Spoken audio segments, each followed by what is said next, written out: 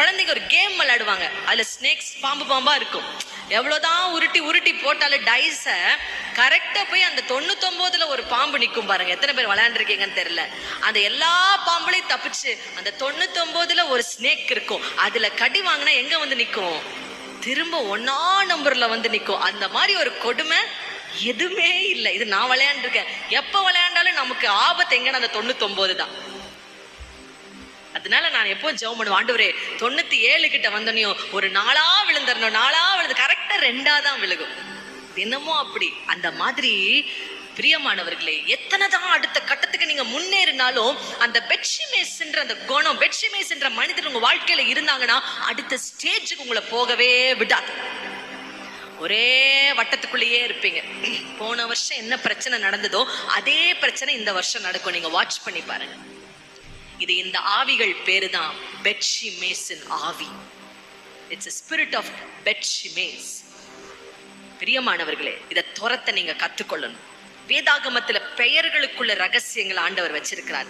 எசபேல்ன்றது ஒரு ஆவி இல்லையா? இந்த மாதிரி நிறைய ஆவிகள் வேதாகமத்துல இருக்கு. இன்னைக்கு இந்த பெட்சிமேஸ் ஆவியை நம்ம பெயர் சொல்லி துரத்த போகிறோம்.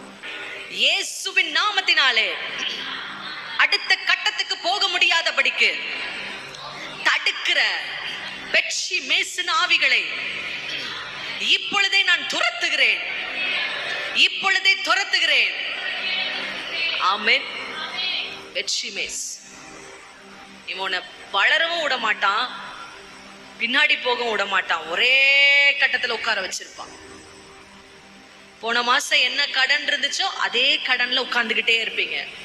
போன வருஷம் என்ன பிரச்சனை இருந்துச்சோ அதே பிரச்சனையில இருப்பீங்க. ஏன்னா பிரசனம் வந்தாதான் விடுதலை. இதுதான் பிரசனத்தை தடுக்குதே.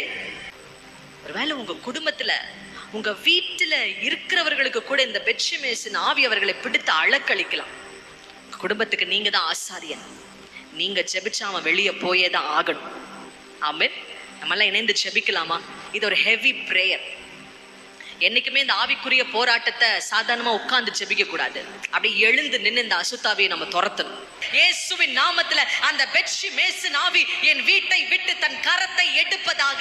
இப்பொழுது அந்த பெட்சிமேசின் ஆவி என்னுடைய பொருளாதாரத்துல இந்த கரத்தை எடுப்பதாக. இப்பொழுது அந்த பெட்சிமேசின் ஆவி என் சபையை விட்டு விலகுவதாக. இப்பொழுது அந்த பெட்சிமேசின் ஆவி நான் கையிட்டு செய்கிற அனைத்து காரியத்தில் இருந்து தன்னுடைய அசுத்த கரங்களை எடுப்பதாக.